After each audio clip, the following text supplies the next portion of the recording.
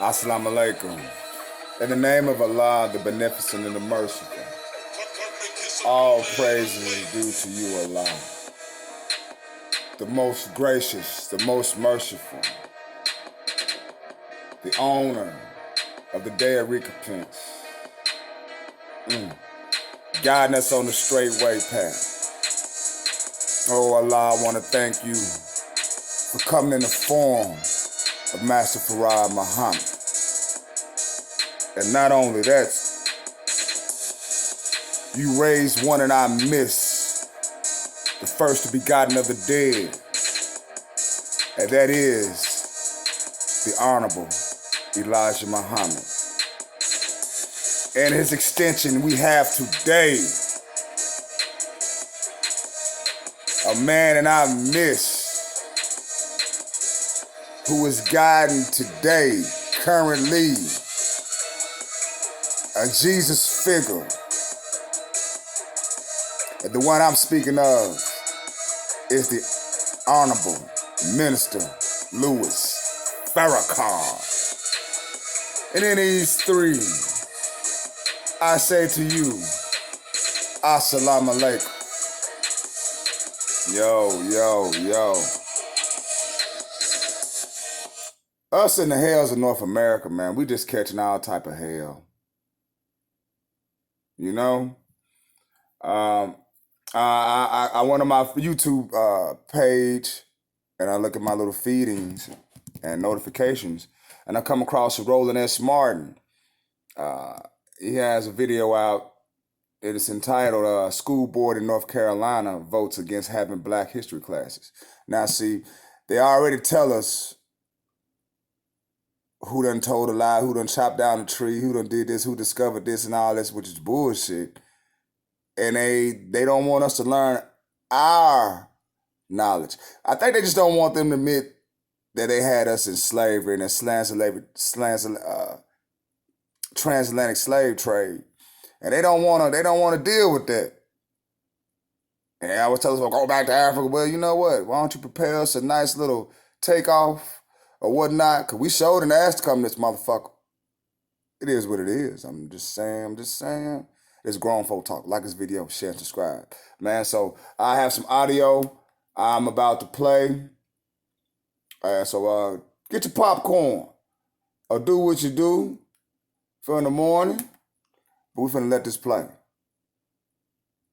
right, folks, the Winston-Salem Forsyth County School Board voted against a proposed mandatory African-American history class. The vote was 7-1 against the class, even though during the council meeting, 28 folks spoke in favor of the history class, including one city council member. Teachers complained that they teach British literature, even though none of the students at the school are British. What? 7 board members who rejected the proposal, so they needed more time and more data. I'm sorry, Greg. Of course, you chair the Department of Afro-American Studies at Howard University. You're in North Carolina. I would think in North Carolina you might want to know more about Black history than British history. Yeah. And aren't they the same people who say listen to the teachers? Yeah. Well, Roland, I guess, and I do have some direct experience with this, not in North Carolina, but in Philadelphia. I was the leader of the curriculum team that wrote the curriculum framework for the first mandatory African-American history course in Philadelphia Public Schools. Really the first public school in the country, first major school district to make it mandatory. That's from 2005, 2006. And what we had to do, people have to understand, and this doesn't make it right, but this is the logic. And reading that debate, there is something called infusion.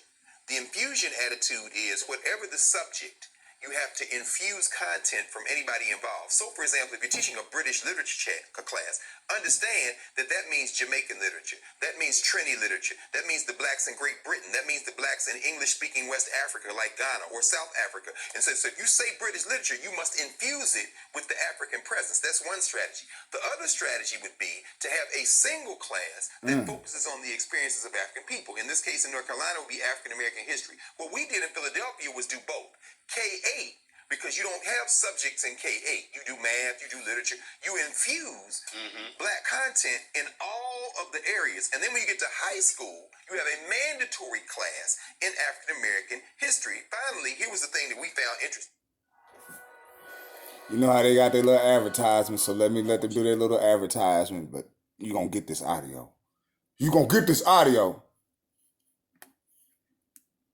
We said, since you teach world history in 9th or 10th grade, it's got to be now world history. Where are the indigenous people of North America and South America? Where are the Chinese? Where are the people who are not European, who are in Europe, like the Roma or the so-called gypsies that they use the slur word? My point is this. It gets complicated in the politics of curriculum. And in North Carolina, the dodge, and I do believe it is a dodge here, is them trying to say, we really want to do infusion. Because mostly what infusion means is they drop a few Negroes in February and forget them the rest of the year.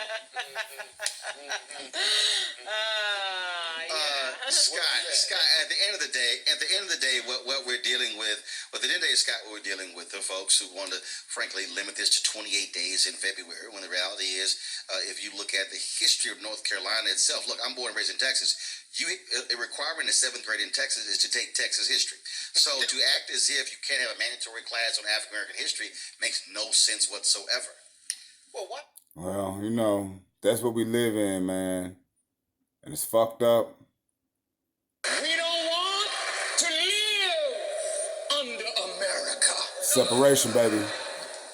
We want to live under God and His rule and His law. We don't want the deceitful, hypocritical, filthy, low-down politics of this world. But the more popular God blesses me to be, I intend to turn that popularity into tangible factors of power, which can only be so when the people are economically and politically mature. And we will vote in those whose ideas are for the advancement of our people, and we will tear down those Uncle Tom handkerchief head niggas that don't mean us no good.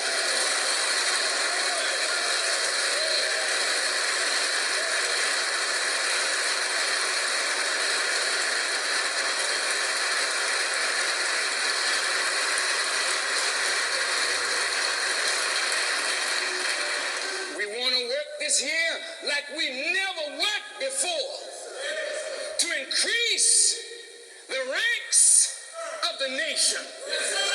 Not that all our people have to be Muslims, but they must understand that we are one nation. And in that nation, there are Christians, there are Muslims, there are Hebrews, there are those who don't believe in God at all. There are nationalists, there are Pan-Africanists, but it's one nation. One nation. And we must speak with one voice, not speaking for some narrow segment of the population who believe such and so and thus and so. But we gotta speak, Brother Khalid, for all our people, no matter who they are, where they are, what they are. We must be their champion.